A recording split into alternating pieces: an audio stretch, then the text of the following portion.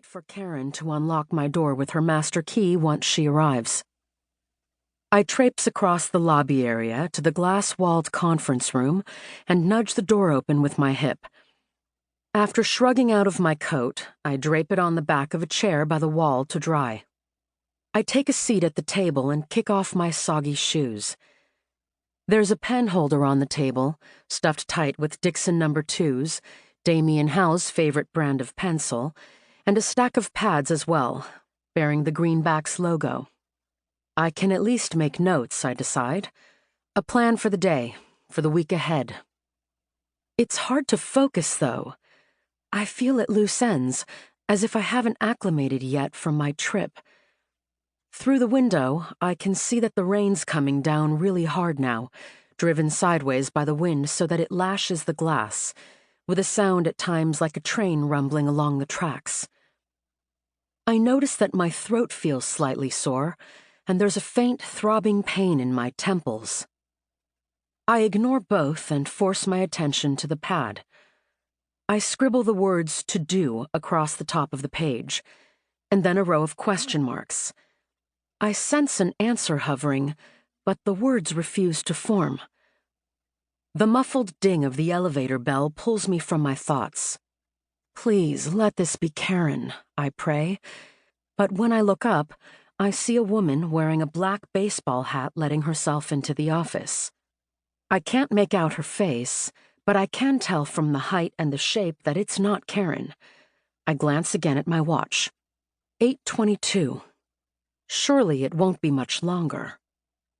I try to refocus on my notes, but seconds later, another noise from the front teases away my attention. I raise my head and spot a shock of blonde hair, the sight of which jolts me. God, that hair. Thick, a little shaggy on the sides, and honey gold in color. So wildly improbable here in gritty, grungy, hipster-bearded, black as the new black New York City.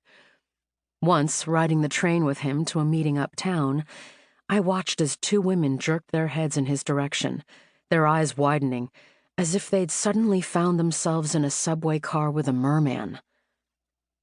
Damien Howe was on his phone, talking, nodding in agreement. Striking a deal, maybe. He seems oblivious to everything else, but it's probably not the case.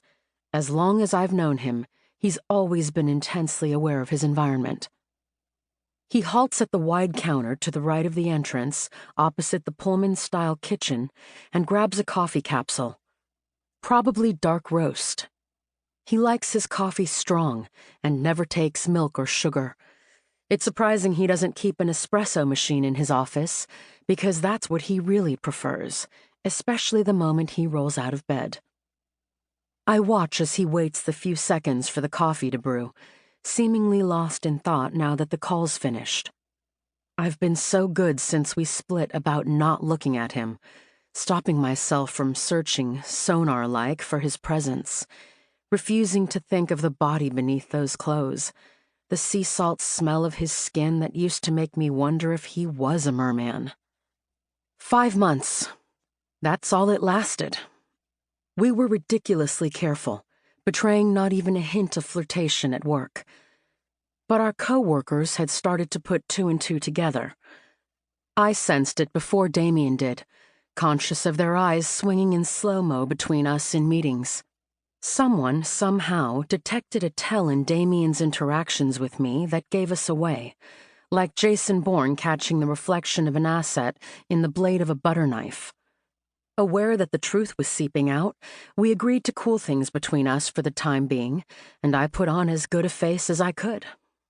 It never restarted, and for weeks, months really, it hurt like hell. His coffee's done brewing. He secures a lid on the cup, adjusts the messenger bag that's strapped over his torso, and turns, clearly bound for his office. I lower my gaze, back to the notepad, but I sense his attention land on me. And soon, out of the corner of my eye, I see him striding in my direction. Oh, lovely. He's about to be treated to my best impression of a sewer rat.